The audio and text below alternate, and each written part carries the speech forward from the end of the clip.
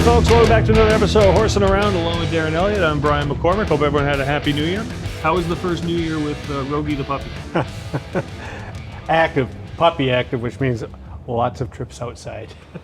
Which means good you're getting your steps in too, Yes. Darren. You know, I've never actually asked you before. You told us the puppy's name was Rogie. It's a good dog name, but is that after Rogie Vachon or? It became that. It started out because he's a blue merle cardigan, a Welsh corgi, that black and gray. So it was Roquefort, like the cheese. Okay.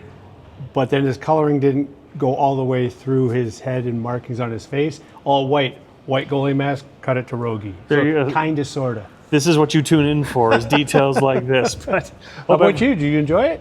Quiet. I've never been a go out for New Year's Right. type. I gotta be honest with you, I find New Year's, I don't want to say depressing, that's a little strong, but like, you know, you get to midnight and everyone counts down, the confetti goes off, and then by 12:02, I'm like, well, that's a year I'm not getting back. So Well, VGK had a game, we did the telecast, and it was I watched that. done in the middle of the afternoon. All those hours in between, too many for me nowadays. I was gonna say, do you stay down there or do you get out before the crowd shows up? I got out before the crowd shows up. Hope everyone had their fun. Hope everyone was safe. 2026 now in full swing, and the Silver Knights have their first two games of 2026 this weekend, taking on the Colorado Eagles for a pair at Lee's Family Forum. We're going to talk about that. Military Appreciation Night on Saturday. We'll get some details on that as well. And Mitch McLain is going to join us in segment 2. Veteran for the HSK in his second season with the Silver Knights. He's involved in so many things. Yeah. Fascinating guy. So we'll catch up with Moose. But for the Silver Knights, they head into 2026 on a 6-game point streak, 3-0-3 over their last 6. So that's certainly strong. But in a Pacific Division where it feels like everyone's picking up points every single night, a 6-game point streak, that is their best stretch of continuous point collection since November 2nd. So they're playing some of their best hockey, still find themselves in 8th.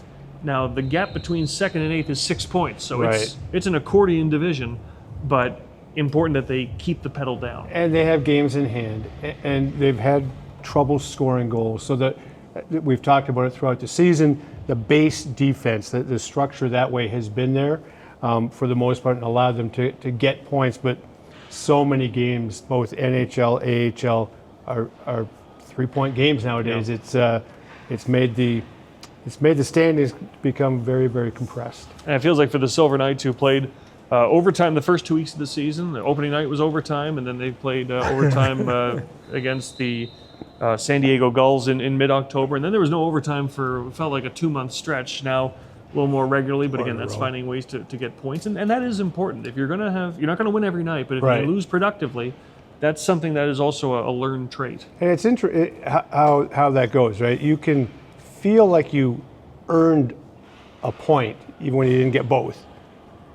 And then there's other times where you feel like you let a point slip away. And that's all game dependent. Did the other team come back and score and get the extra point? Or did you have some late game heroics and we weren't going to get anything, we got one. So there's a different feeling to it depending on how you got there. Now, before we dive into Tuesday night against Ontario, which was another point, a shootout loss to the Reign and to former Silver Knight Isaiah Seville, went back, as you do at the end of every calendar year, just for the fun of it. What did the Silver Knights do in 2025, January 1st to December 31st? And the record they compiled was 35-26-9. 35-26-9. That's good for 79 points in 70 games. So if you stack that up against a regular season, 72 games, they got 79 points with 4 more points up for grabs, if you will. The reason I bring that up is not just for fun stats for all of you at home. This is a Silver Knights team that last year at the midway point dramatically turned things around. Unfortunately, the hole was already too deep for them to dig their way out of it. But for fans that say, okay, team's in a playoff chase right now, but how significant has the correction been since this time last year? Well, at 79 points, that would have been good for 6th in the league last year and a couple points shy of 5th, which is to say that since January 1st of last year, the Silver Knights have been a playoff caliber hockey team. And that means that the culture that Coach Ryan Craig has been looking to instill with his coaching staff to the players is taking hold. It's more than it started in training camp. It started, as you mentioned, as BMAC does math. We have that segment to look forward to. Macalytics, terrible. The fact that, okay, this is more real, and they've done it with an evolving roster, which means the culture, the way you want to play, the way you have success, the way Ryan Craig wants his team to play, is taking root here. Speaking of an evolving roster, that is a big storyline for the Silver Knights going forward too. Now Jacob Megna has been called up to the VGK, and it's come out now that Braden McNabb appears to be a week-to-week situation injury-wise for the Golden Knights. Big on two fronts. If he's going to be week-to-week, then the presumption is Megna's call-up is going to be a week-to-week situation. That's a big detraction from the Silver Knights roster. From the Golden Knights roster, this is a team that is not used to being without Braden McNabb for week to week, and how they adjust is going to be another part of all this. He's their Iron Man. I mean, and now you have both. I mean, that's been a pairing since the beginning of time, VGK time. When you have Shea Theodore and Braden McNabb, stalwarts, top pairing, and they're both out now. And Braden McNabb was the Iron Man, and he's out.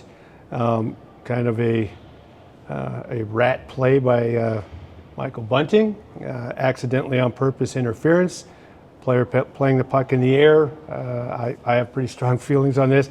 It's such a big part of the game now with the high flipper. Let's talk about it. Yeah, and defensemen having to, play the puck, they're exactly vulnerable because they have their eyes up instead of down at ice level.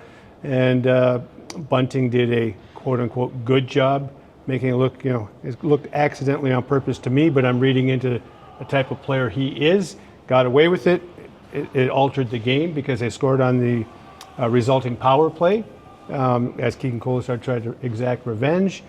But I think that's something that the league might have to look at, to be quite honest, because it happens way more often than it used to in terms of guys having to field pucks in the air. And that is more of a strategic breakout than we've ever seen before too. I know a coach once, he called it the hoist. Yeah. It was their first option of a breakout was, here's option one, here's option two. If neither one is there, throw it as high up in the air as you can and make that defenseman make a play in the neutral zone while he's hearing footsteps. And to your point, for the football fans in our audience, there's a reason why the fair catch exists. Right. Because there's no way to protect yourself while making a play on the ball if you don't have time to make a play on the ball. And for the hockey perspective, you have defensemen looking up.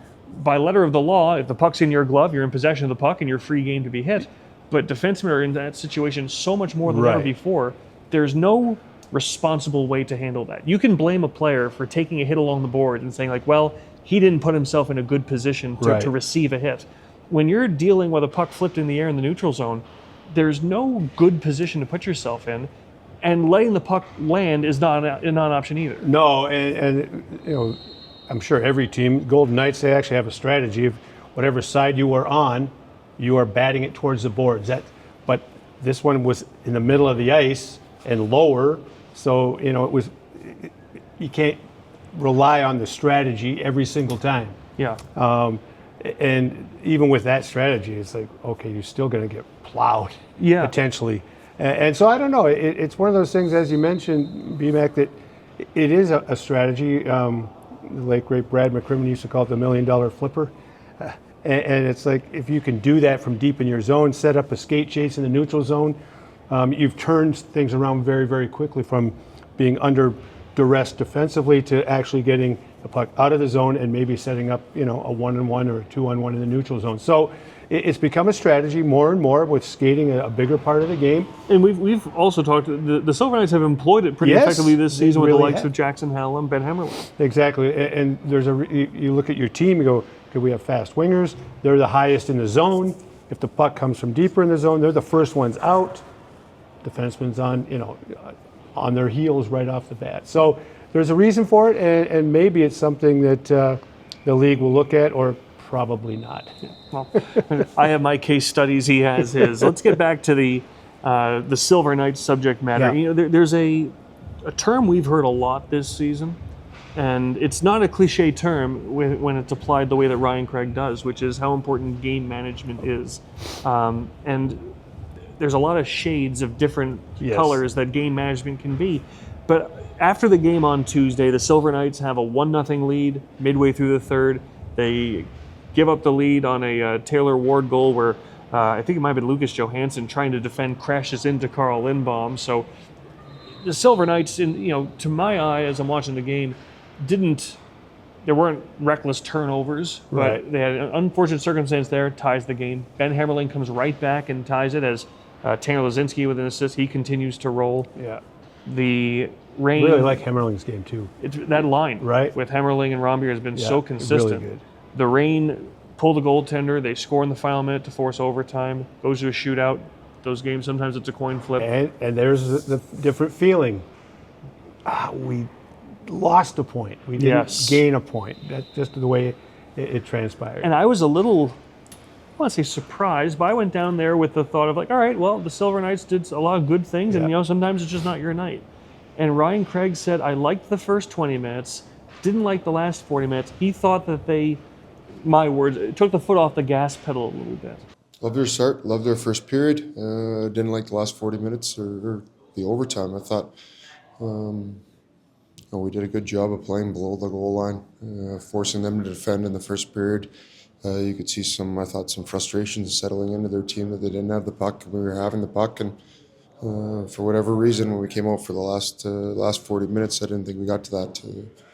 They pushed a little bit. We weren't able to get that next goal, which would have been huge for us, obviously, to extend the lead. But I thought we backed off. We started to we took some penalties, kind of fed their offensive guys to let them get going. And right now, this is a Silver Knights team that the puck's not going in as much as it was earlier in the season. They're still finding ways to get points with good goaltending, good defensive play. But twofold. Let's talk about, you said the expectation, lost a point rather than gained a point. We'll talk about that, then we'll talk about game management. That thought process is, okay, when you've got a 6-game point streak, it's very easy to say, hey, we're still picking up points, we're still finding ways. Right. This is all good and gravy. That's not the mindset in that locker room. It's frustration. It's disappointment in letting a point get away. And it's important to have that kind of, we're looking to push it further when things are going well, as opposed to trying to find it when things aren't. Right, and that's exactly the point. The way it is now in the standings, when you have the opportunity to gain 2 points in regulation, it's like gold these days. It's hard to win in regulation in both the NHL and the AHL. That's how good the competition is. And so that's where the frustration comes in, especially when you're not scoring, but you're able to answer back. You got to win a 2-1 hockey game, and your goaltending's been good enough. Your defensive posture, as we talked, it's been good enough, but you let it slip away late in the game. And I'm sure the coach, there were points in that game where we could have done things differently, game management, to maybe make sure that we got the 2 points and weren't in that position at the end of 60. And Jacob Megnas said, it's a game that we lose in a shootout, but we felt like we should have been up 4-1 going into the third period. And that's where there's a little more finish that's needed. And at some point, it's the ebbs and flows of eventually, one's going to leak through. But then there's a point you reach where you're like, okay, we need to be doing more to score goals now. And score goals in the manner that fits your current roster, right? Yeah. Lucas Cormier was the engine offensively from the blue line. He's been out. Yeah. Raphael Lavoie, a go-to guy, was really having a good start to the season. He's out. So there's two of your biggest, and they're not coming back anytime soon, apparently. Certainly Lavoie. So with that, you're going to have to grind out more goals, and that's where it gets down to puck management. There's times to get clean off the rush if there's ice in front of the defenseman, or if they're gapping up more, it's make sure that we know that we're going to find ice behind the defenseman, chip it, get it, grind it, cycle, and find pucks going into that way. And that's where you have multiple shades of one term of game management. Because I do this too sometimes. You hear game management, and you almost think, for our football audience again, think of it in terms Trent Dilfer. Yeah, what's a game management quarterback? A guy who, goes through his options, takes the safest one. Yep. Just, hey, we'll win the game, you don't lose it. Right. And that's not what game management is in the American Hockey League. It can be some days, okay, hey, this is a game we're going to have to win 2-1, let's not make any mistakes in our own end. But game management, it's recognizing the moment. And sometimes that moment is, hey, we've got them on the ropes, time to create some distance. That's right. And it's making the reads in real time. Okay, have they made adjustments to us in the second second period that different than the first? If so, what does that mean? And making those collectively, still staying connected, that if I'm chipping it in, my line mates know that what their responsibilities are instead of being, on different planes and different pages. So it's not what the NFL version of game management's all about. Now that said, but the Silver Knights again have done a phenomenal job defensively of late. We've talked about recently Coachella, they beat them 6-3 with 2 empty net goals, but that was a team that's second in the league in goal scoring. Ontario is in second place in the Pacific. The Colorado Eagles, of course, are first place in the Pacific. Those are 3 teams the Silver Knights have played of late. They've not given up a lot at all in terms of shot suppression. And Ontario had 15 shots in the third period. I'd say 8 or 9 of them had to have come in that last minute 6-on-5. It was frantic. Flurry to the net. And hats off, credit where due, they got that done. But with half the third period left, Ontario had 16 shots. This is a Silver Knights team day in, day out. They're getting excellent goaltending, but they're also doing a really good job of shot suppression, and it's not a defensive shell in my mind. They just had the puck a lot more. No, and again, with Coughlin and Megna back there and Lindbaum in goal, that's a pretty good foundation and to build your defensive game on. Now Megna will be up, and Cormier is out. So you're having to find some different ways, but the base has been there, as you mentioned. Conversely, though, you need to find a way to score goals, and that's been the challenge. You extend that lead. VGK has gone through that as well a little bit, like trying to find that moment where you're up 1, can you extend it and put the more pressure on the opposition? Because at that time, typically, you'll get more looks because they're going to open up a little bit. And the Silver Knights are still, for Raphael Lavoie, still a week-to-week situation, but he is starting to skate, not with the group, but he's on the ice, so making some progress. Jakob Demek is as well. He's been out since the VGK preseason, so perhaps some reinforcements on the way there. Still be a little bit, but certainly progress being made for those two. For the Colorado Eagles, who are coming in this weekend, again, they are first in the Pacific Division. I've been first. Yes, and for the Silver Knights, they played them twice in Loveland in a really tough building and could have gotten 2 points either of those nights. They're going to try to find a little bit more offense against a good defensive Colorado team, but back-to-back overtime losses against Colorado. The break, then the Eagles went into Calgary and played back-to-back. They played 4 straight overtime games, so every team has their ups and downs, and Colorado, they won on Tuesday in Calgary, and they lost on Thursday, but still picking up points. The point being, I guess, is that even a team that seems like they're running away from everybody goes through those stretches where it doesn't come easy, and Colorado seems like they're in a stretch like that right now. Yeah, we can only hope so. Like I said, you're looking for those 2 points in regulation. You'll take them, especially with Colorado being so far ahead. You'll take a 3-point game as long as you're on the 2-point side of it against them. If you're that far ahead in the standings, you'll take the points on the road. I think they'll be pretty happy with what they were able to accomplish in Calgary. And for the Silver Knights, these 2 home games, the end of this 4-game homestand, there'll be 5 on the road after that, bouncing back and forth between Coachella, Ontario, and then wrapping it up in Loveland against the Colorado Eagles. So important for the Silver Knights to get points on home ice while they can as well. We're going to hop out. Stay with us because we're going to have Mitch McLain join us next. We're also going to talk a little bit of Olympics. The U.S. and Canadian rosters came out, so we'll get Olympian Darren Elliott's thoughts on how those are shaken out. Lots to cover on Horsin Around. I'm mic'd up. I don't know if it's working yet, though. Flying around. I don't want to talk to myself. All right. Camera's on. There it is, yeah. Oh! No! Not on camera, too. Oh, no. Did you see my fall? Oh, my gosh. That's going to be so bad. You're tough, eh? You go after our skill guys, then you won't answer the bell. Yeah, now what? Yeah, okay, yeah. Let's go here, boys. Come on. Yeah! Jack!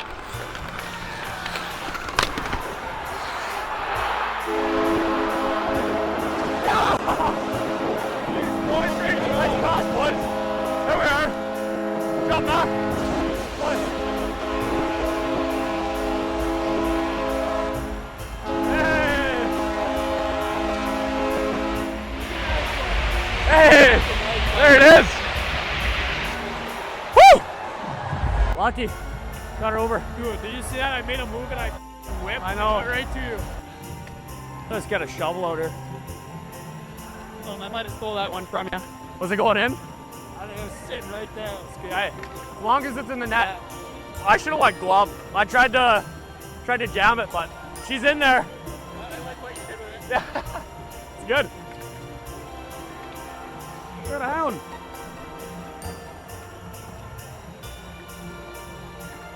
Puppy.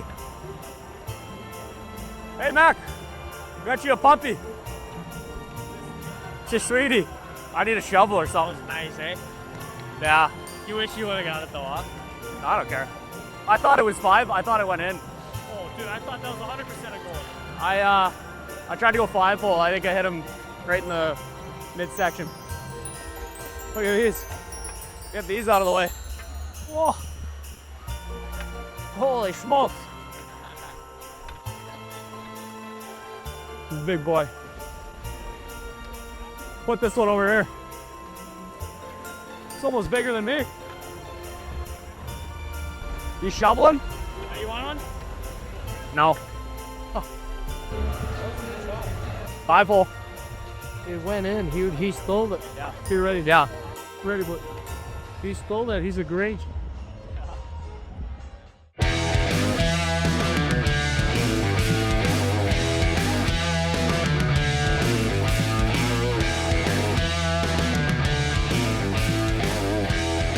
We're back. We're horsing around. Brian McCormick, Darren Elliott, and joined by Mitch McLain. Mitch, appreciate you hanging out with us.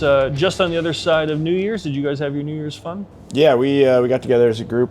We don't get to do that often in this big city. And so we went and enjoyed each other's company, saw some fireworks. It was a pretty cool night.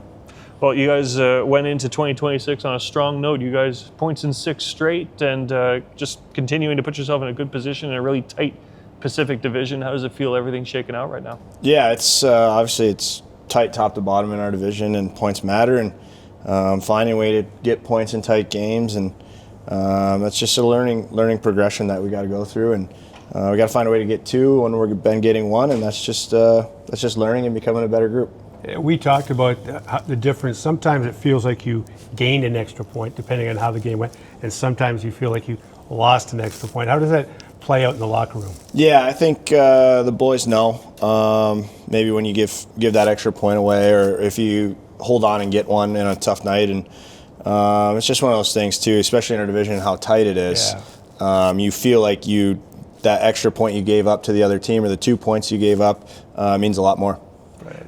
How is it balancing intellectually throughout a hockey game? Like, you guys have scored a lot of goals this season. Last couple of weeks it's been a little harder to come by, but those ebbs and flows are going to happen.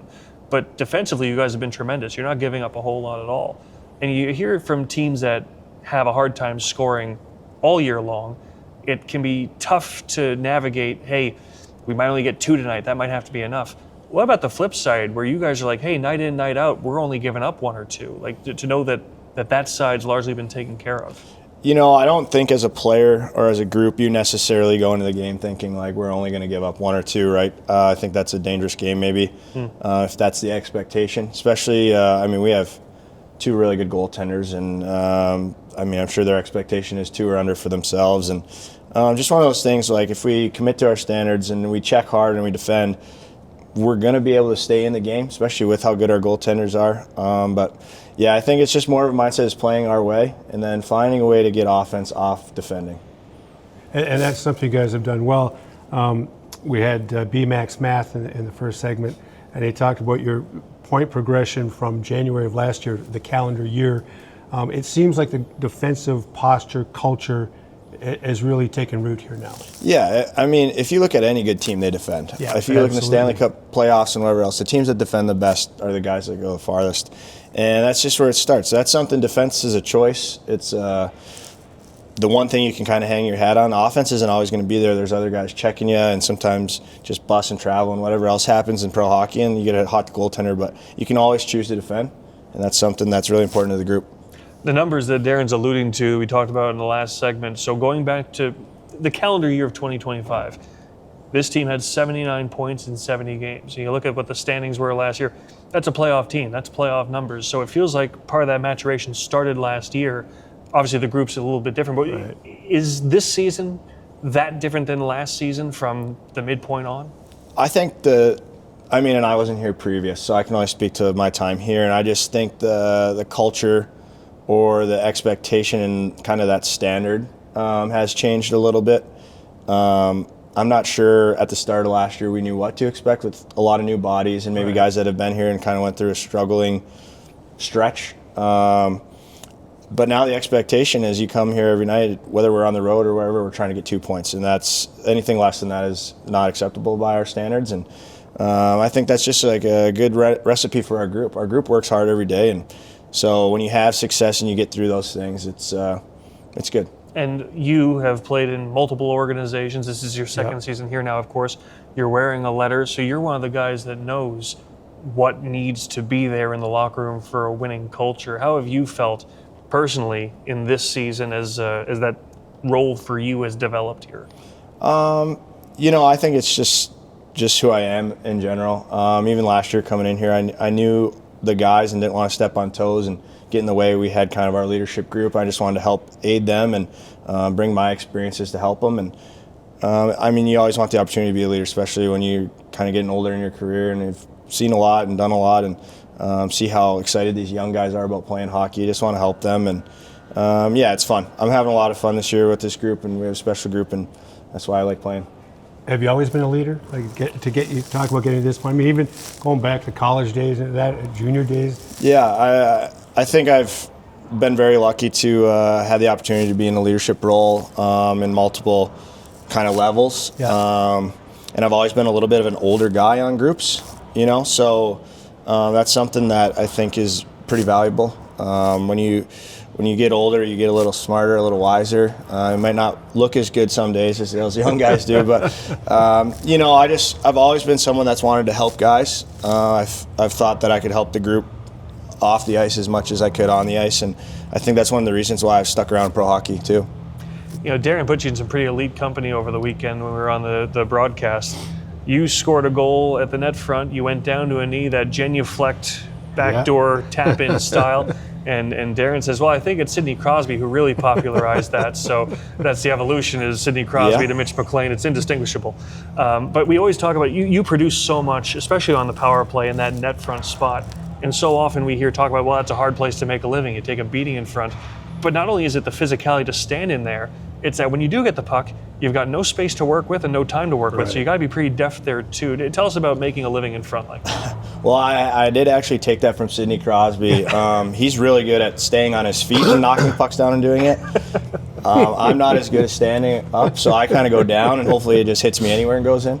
But yeah, I don't skate like Jackson Hallam, and I never have. So that's somewhere I've always had to go to find success. And even at a young age, I always just went to the net, and I always used to say I wanted to be the best player in the world from 5 feet and in.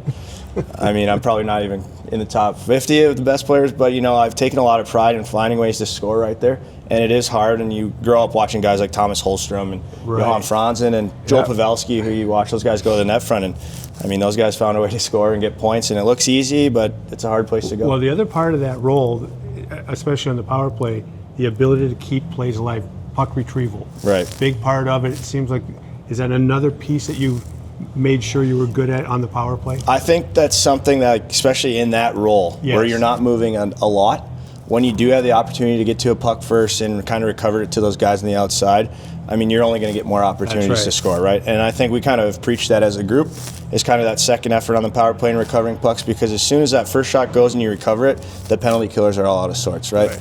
And it makes it a lot easier. So yeah, those are just like little tools that you can add and find a way to be productive. I think you have 16 goals in each of the last 3 seasons. If I'm not mistaken, you're getting very consistent production in those roles. Let's zoom out a tad. I want to ask you about something. We had Riley McKay here a couple of weeks ago, and we talked a little bit about the rodeo crew, and you and he were the social directors of that gathering with the rodeo guys.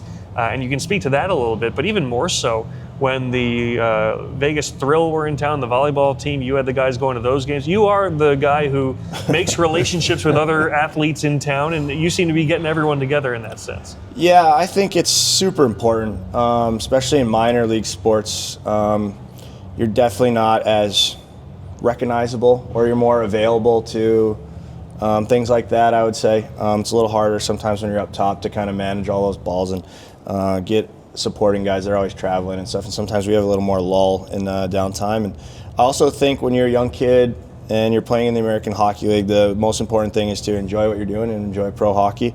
So anytime we can go support other people, other teams around here, and we've went to a few Desert Dog games as a group and all that stuff, right? So hopefully they come support us and we can support them. Did you play other sports growing up? Yeah, so growing up I played baseball and football. Okay. And then obviously I golf with the guys and do a lot of hunting and fishing and stuff. So I'm always interested in sports and love playing other things and trying things. So Makes sense then. Is that you said a lot of hunting and fishing. It seems like the Minnesota guys is very, there's a lot of common threads through the recreation that you guys are exposed to. I mean, we live in such a beautiful area in Minnesota, and obviously land of 10,000 lakes, and everyone fishes and whatever else. And then that fall, as soon as you're done with football or you have a weekend off of football, you're straight to the deer stand or out to the duck blind, right? So it's just nice, and it's a good break from hockey, but it's an active kind of break.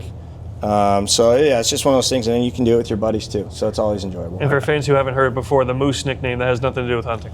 Nothing at all. The Moose nickname is, I don't know. Yeah. Where it came from. It's stuck. I actually got it in kindergarten. Wow. And I still. Which, looking at you right now, you're a big guy, the beard, This was me in kindergarten. The Yukon Cornelius look. You can see a guy like that being nicknamed Moose. How many 5-year-olds look like a moose? Yeah, so I was in PE class, and I played PE like I do out in the hockey rink, and I was running boys, girls over, winning at all costs, and I got kicked out a few days in a row, and the gym teacher, he said, I'm going to have to call your parents and tell them that you're being a moose in class. And the next day at attendance, he called me Moose, and it's stuck 30 years later or whatever it is. So. As we say, no one can give themselves a nickname. You get it however you get it, and that's not up to you whether it sticks. When it stays your whole life, yeah, that's a good one. Yeah. That's a good one.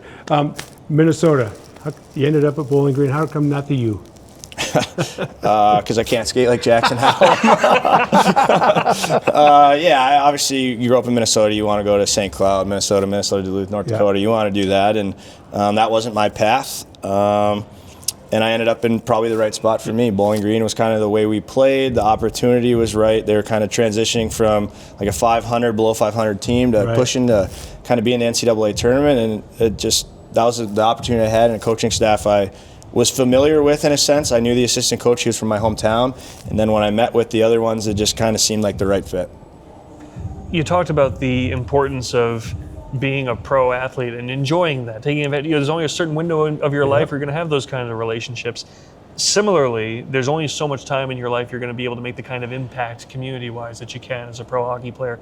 You take that seriously, and I know this season you spent a little time. There's a special needs school that's near to the rink where we are right now, and you've made it a point to go over there and spend some time with them. Why was that important to you? I just think early in my career, I was in and out of the lineup more, so I could do things in the community, almost not wasting energy, but like kind of managing my time a little differently, and able to go do some things on my own within the community in Iowa. And it's kind of been hard to navigate going different places and communities and trying to get out there. And then my degree was special education in school, and I kind of reflected this summer about. It's been a while since I've been in the classroom, and how much I enjoyed that at Bowling Green, how big of a piece to my years that was there, and how much I enjoyed it. And so I wanted to take the opportunity to try to find a school and get back in the classroom, and it's been really enjoyable. I've missed it, that's for sure, and it's a big part of my life. I took over a special needs hockey team here last season, and I'd never done that before. And I say with all honesty, they gave me, the parents are so appreciative, like I got way more out of this, right, than the kids probably did. I'm sure that's how you feel as well. Yeah, I mean, when hockey's tough for me here and I have something to complain about or whatever else, and then I go to a situation where we're doing this and it's an uncomfortable day for a student or whatever else, my problems are pretty small. And if they can show up with a good attitude and put forth effort and just be excited to see other people around, then I shouldn't be complaining too much either. You know, so many athletes across all sports, you know, you're going to school. School matters, but you're trying to play a sport, you're trying to get a pro career. So, you know, maybe some communication majors, maybe some art history majors, things that maybe not a degree that you're worried about using later on. you have such a passion for this. Have you ever thought about after hockey if that might be something you dovetail back to again, in some fashion? I mean, and that was a big piece. I wanted to play pro hockey. I wasn't sure if that opportunity was going to present itself necessarily, or for how long I was going to be able to do it, right? And that's kind of where I belong, in the classroom and helping students. And I'm not sure what's on the back nine of this career-wise, but at the very least, I'm going to be involved in some way in the community, whether it's Rally Cap Sports, which is special needs program, or something like that, or starting up a hockey program back home, or just helping out. Some way I'll be involved in the special needs community. And just, again, going back to who you are as a person, Will Nickel, who's the director of player development, most of our audience knows that, used to be a teacher. And you can see it in his work when he's dealing with young players, how he's bringing them along and how he's knowing, what they need to hear, how they need to hear it. You can see that part of him. And for a player who wears a letter, brings young players along, obviously it's a different kind of education, but I wonder if just that classroom mentality, does that ever seep into what you do in the locker room, do you think? Yeah, maybe it does. I think that's part of the other thing too, is I really want to be a coach. And you can't just coach one player, right? No. You're going to have 25 different guys with 25 different approaches and personalities and the way they see the game. And that's the same thing with dealing with kids and young people, right? And that's just something I've always been able to do, is help communicate and help bring guys along in different ways. And sometimes it's tougher than others, and sometimes it's a lot more fun than others. And that's kind of the cool thing about being an older guy, is you've got to see other people do that in front of you and kind of take what you like and what works and what doesn't work. And it's just something special. I'm really, really proud of getting a degree in special education and teaching, and it's just something I'm really looking forward to after hockey. Coaching. Okay, we'll loosen it up. Throughout your playing days, no matter where it is, what coaches had the most impact on you that you would learn from, that you would take forward when you do eventually become a coach? I think I've been super fortunate that every coach I've had was important for me at the right time. That's My college coach obviously was someone I look up to and admire and would probably be most like as a coach.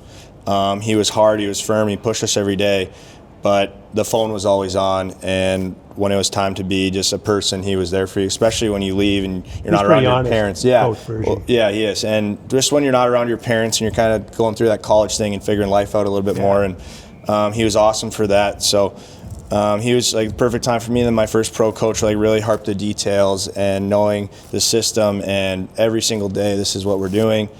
And then after that, I kind of needed someone to believe in me more so and give me a chance. Right. And Carl Taylor in Milwaukee was that guy who, he was firm and whatever, but he believed in what I was doing and kind of let me become who I am today as a player almost, and not like grip the stick and try to fit into a box to play. So many players need that too. When you're first playing pro, you're trying to do what's right, fit into a box and kind of stay with it, right? It's just so you can stay in the league. And then he kind of gave me an opportunity to break out and keep going. And then when I went to Calgary, Mitch Love, who was the coach for us there, he won a couple coaches of the year in a row, and our teams were really good. Like, he taught me like how to play pro hockey and like how to make an impact with the details and your habits and that. So you had to have all the other pieces. Yeah, I did. Right? I needed that kind of confidence from Milwaukee, and then understanding that I need to do these certain things to play, and then break out and play, and then this is how you contain it and use it the right way. And then here, I've obviously, since day one, I signed, and Coach Craig called me and touched base, and I'd played against them, and they knew me as this hard player and whoever, and he's given me a great opportunity to help be a leader here and lead the group, and he's asked my opinion on things and made me feel very welcome, and he's also kind of just let me be me, right, and has expected me to kind of hold that standard for myself and everyone else, and that was, when I came here, that was kind of the opportunity I was looking for. You've earned it. That's so important for the American Hockey League, especially a development league. I wonder how many fans would understand. There are so many players that have great raw tools and never pan out. And how important it is to have coaching. It is the small details. It is the areas of the game that fans may not even notice that make the difference whether a coach can trust you on the ice at a certain point of the game or not. And those are learned for a lot of players, and that's one of the reasons that they're in this league. Yeah, it was so funny. We were having this conversation the other night on New Year's Eve, and I was talking to some of those younger guys that I hang out with in Kai Uchez and Ben Hemmerling, and I was kind of just telling them about the whole process of this, and like, if you just stick with it, like whether you're on a power play one day and off and then fourth line, third line, second line, like you just need to go play. And whatever you're doing, you have to find a way to be you and make an impact and a positive impact, right? And pro hockey is such a battle of attrition, right? It's so easy on days to give up. And if you do give up, like people move on so fast in this sport. But if you stay with it and grind and find a way to stick with it and in the trenches of it, there's light at the end of the tunnel. Are you a New Year's resolution guy? I think it's a great opportunity to remind yourself to reset. I'm a big believer in if you want to change, you could just do it tomorrow. It doesn't matter if it's January 1st or February 23rd, right? But yeah, I'm a big guy, and like, let's reset and get going and keep what we're doing that's working. And if we need to change something, let's change it. Yeah, my New Year's resolution is not to put off getting better until the next Monday, and we're going to start that on Monday. Before we let you go, Mitch, it is Military Appreciation Night this weekend, and you know all of these theme nights are always important for the community, for charitable contributions, but there's also always some perspective that comes with it as well for players, I'm sure. And I know for you, both from a family perspective and a friend perspective, this is a night that means something. Yeah, it's a pretty cool deal for me. I've had a few family members. Both grandpas were in the military, and then my uncle is in the National Guard. He was signed up for the National Guard, and I've had a few buddies along the way that were in National Guard and Marines, and I just wanted to shout out two of those guys. My one grandfather, Dave Wagneld, he was in Korea in the military, and he's still alive today, and he's just been an unreal example of who to follow and how to live your life. And kind of seeing him, like when I was growing up, go to the VFW and meet with some of those guys, and then he was in the color guard, and how much pride he had putting on the uniform, and the way he just has lived his life and acted. He's just my ultimate role model and hero, and I'm just super proud of him. And then one of my best buddies back home, he's basically a brother. He's a part of our family. His name's Reggie Walters. He's been in the Air Force for 10 plus years, and kind of seeing him go in and where he is now as like kind of an officer and getting more awards and medals and degrees and certificates and doing all these fun things with the FBI. He's a pretty remarkable person too. So just really happy for the people that serve this country, and that's the ultimate sacrifice, and those guys are the heroes. Those guys and women are the heroes. That's well said, Mitch. We'll be thinking of them during Military Appreciation Night, and I think everyone in need of a role model can find a good one in the men and women in that walk of life, and that's why we'll have Military Appreciation Night on Saturday. Moose, has been a lot of fun. Great catching up with you, and thanks for taking the time. Yeah, thanks for having me, guys. This is awesome. Great. Now I can call you Moose. Yeah, you can. Been initiated. And know why. It's like the easiest, too. Everyone can get Moose down. That's Mitch Moose McLain. We'll hop out and more of Horsin around when we come back. Hang with us. Autograph book. What is that?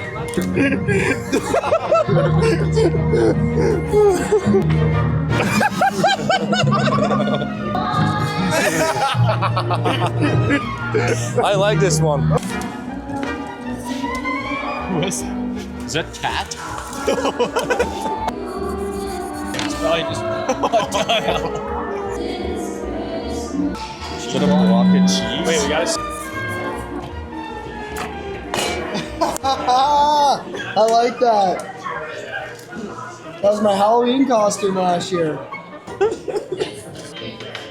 That's Euro. The Viking. Autograph book. That is unbelievable. Lucky's picture. Come on. I'm gonna sign it. Ridiculous. What's up?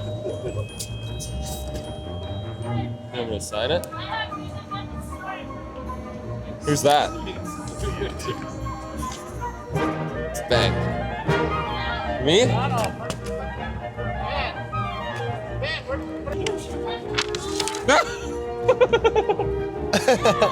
The chef. Nice.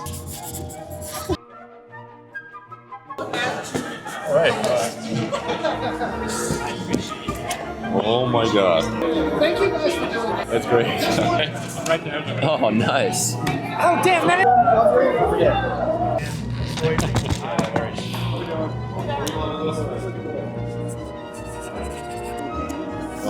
It's a nice fish.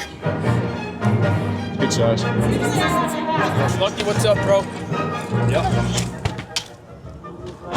Come on now. You see that? Is that me? Wow. I might have a new calling card here. Actually kind of suits me. I need to get a picture with Tina. Wow. Can I get a picture? That's a good one. Oh, okay. You rang it. Wow. Yep. That's fun. Okay. That's good stuff right there. That's good stuff.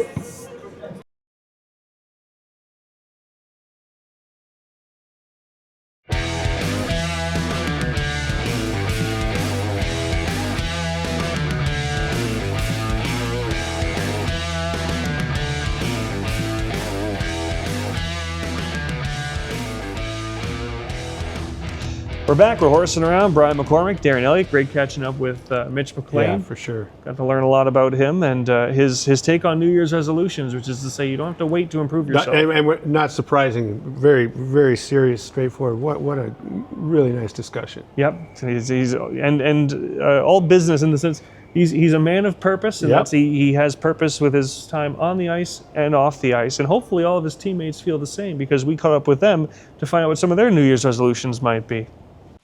What is your New Year's resolution this year? Less screen time. Less scrolling.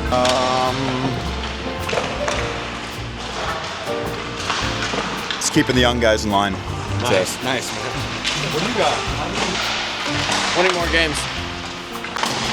Good health. Health for the whole team.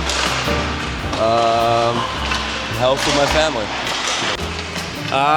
Probably stay off my phone. Eat healthier. I'm gonna try and read the book that Meg's got me. Yeah. Start reading. What's your New Year's resolution?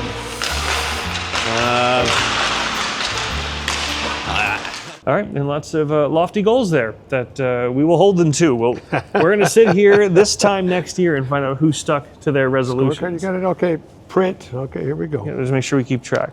As we head into the weekend, it's always important. As we head into 2026 as well, we got to keep track and make sure everyone's ready to go and have the gear that they need. So it's time for our equipment check. Georgie Lopez, how's the equipment looking? It's great. I just finished sharpening these. Perfect. Thanks, Georgie. Glad you and Carl are on top of that. We'll hop out. When we come back, we'll wrap things up with a little bit of Olympics talk and let you know what's coming this weekend for Military Appreciation Night. That's straight ahead. We're horsing around.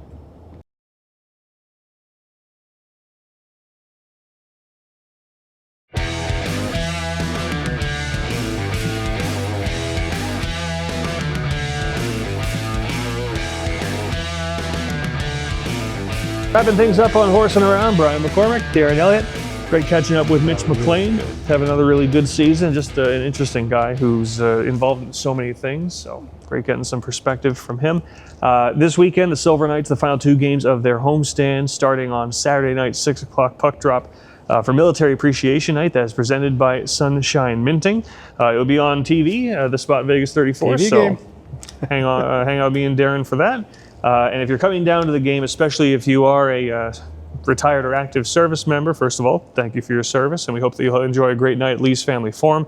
For fans who are in attendance, the first 1,500 fans are going to receive the first lucky shilling this year. Is it the first that we've done this year? I think? Yeah, it's the first. The first lucky shilling this season, presented by Sunshine Minting. So the first 1,500 fans will get that. The first 3,000 fans will get a Silver Knights wall flag, so you can decorate your man cave properly with some Silver Knights flair. And then for service members who are in attendance, there's going to be, first of all, for everybody, $2 beers, $2 cans of Bud Light, 12 ounces. So take advantage of that. For the broadcasters. Well, it depends how long the postgame show is. But for service members, if you have your military ID with you, various concessions and retail discounts at Lee's Family Forum, set yourself up for that. And then finally, for fans both in attendance and in our audience, Nick, hit me. Military Appreciation Night jerseys. That's a great throw. This is this year's Military Appreciation jersey. This is the one that Lucky will be wearing. So the Silver Knights will wear Does this. he know we have it? throughout the night. I've been instructed to get him this and socks. He's very needy.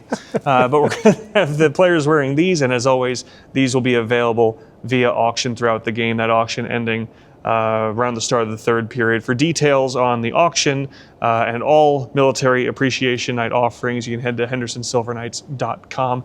And again, throughout the broadcast, we'll have information on how you can place your bids for these Military Appreciation Night sweaters. Thank you, Nick.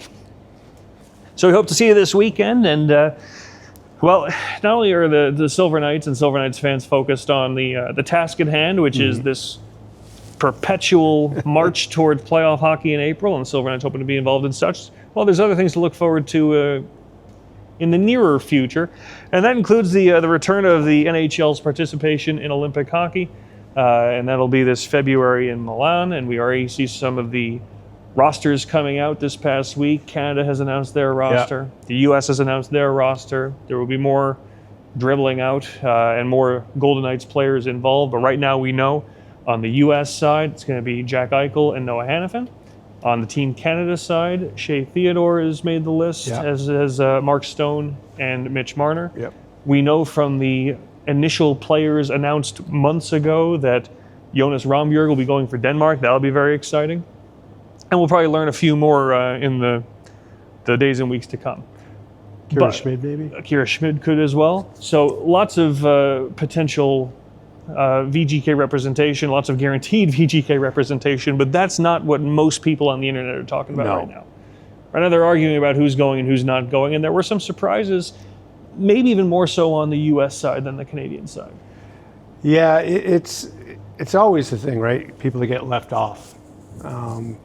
You've got Robertson in Dallas having tremendous season, and it's like, if you would have said, okay, he has to do this to be named. He wasn't part of the Four Nations.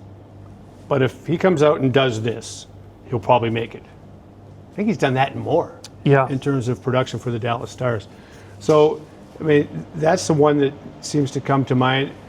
On the Canadian side, and I don't know who you take out those spots, if you will, but certainly Jacob Chychrun.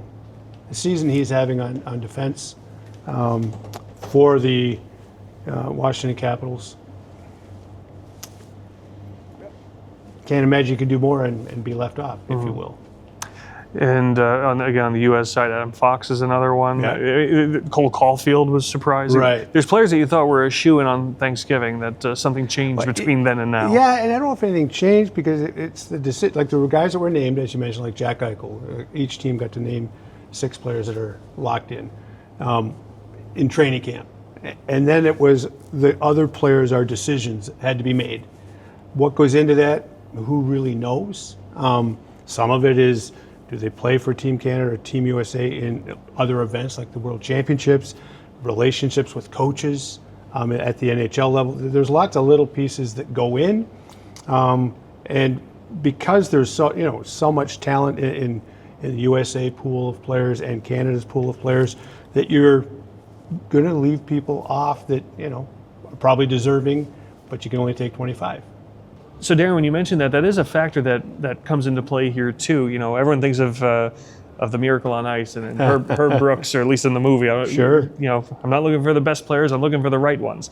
He had the ability for a callous distance to pick these players as he needed and to say, sorry, maybe next time to the others.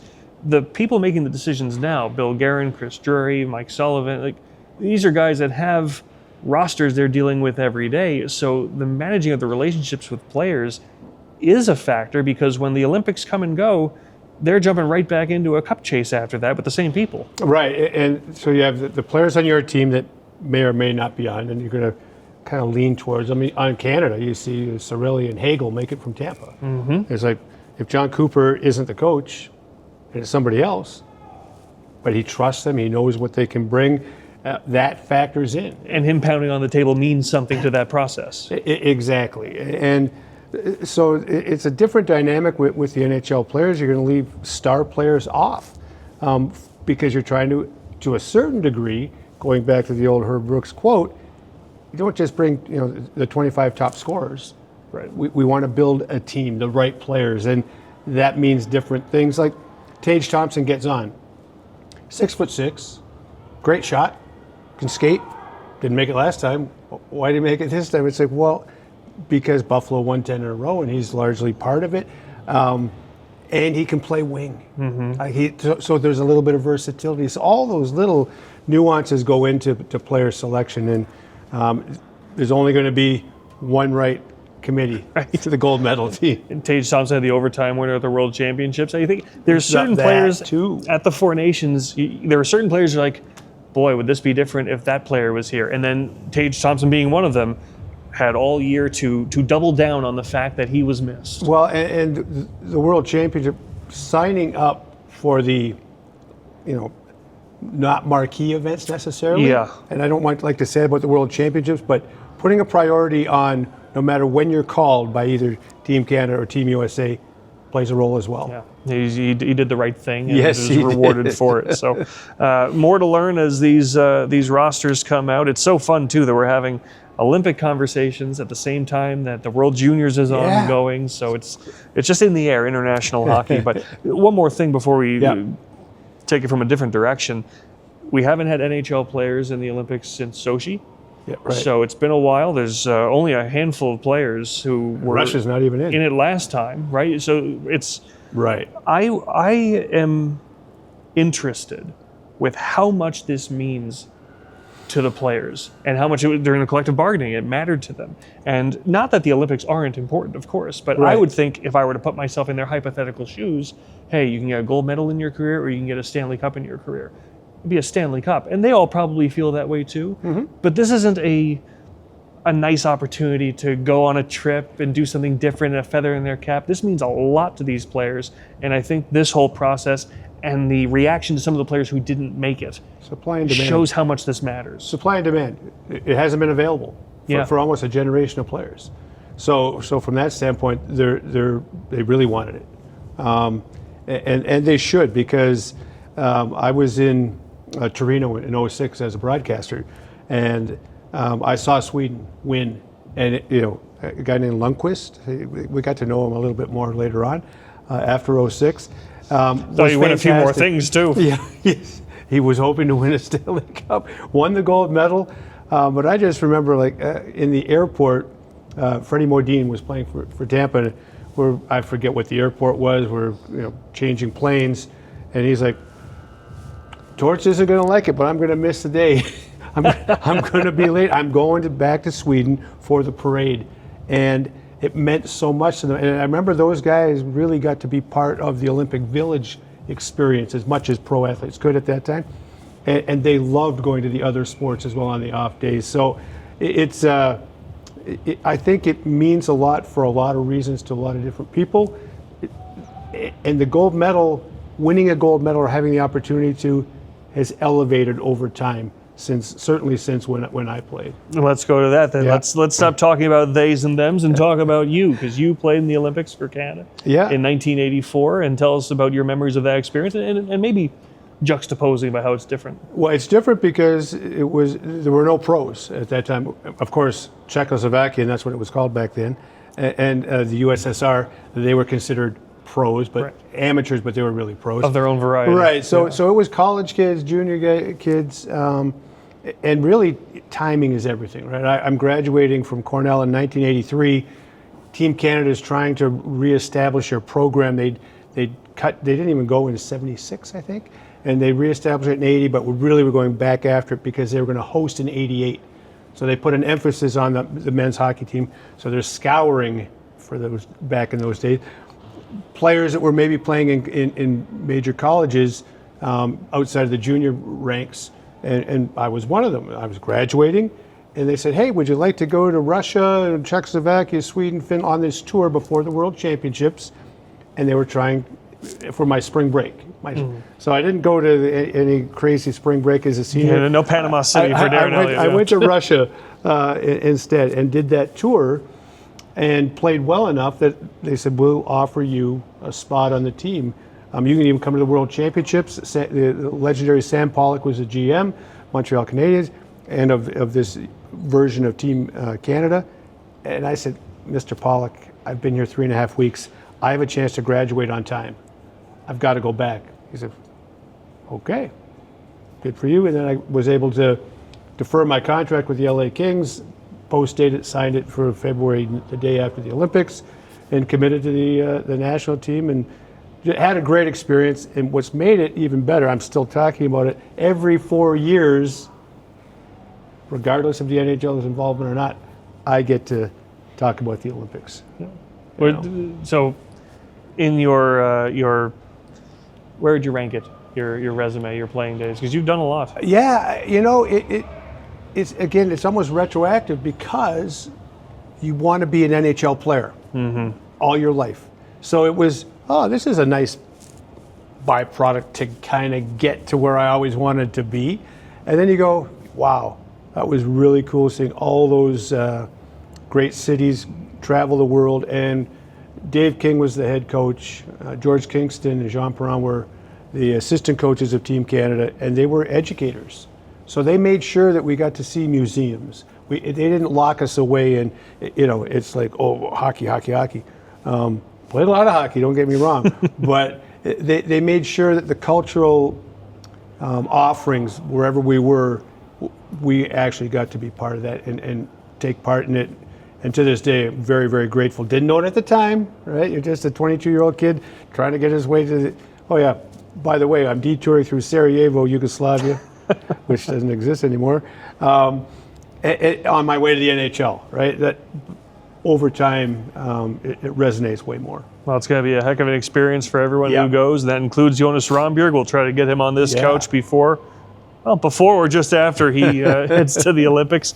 And of course, for the World Juniors, we had Chris Peters on. We'll find some experts to walk us through the Olympics as we get closer to it as well. But the rosters making their way out slowly, and the VGK are going to have a substantial footprint at the upcoming Olympics. So that's going to wrap it up for this week's episode. Remember, everyone, Military Appreciation Night is presented by Sunshine Minting on Saturday at Lee's Family Forum. They'll play the Eagles on Sunday as well. Make the most of this hockey weekend in Henderson.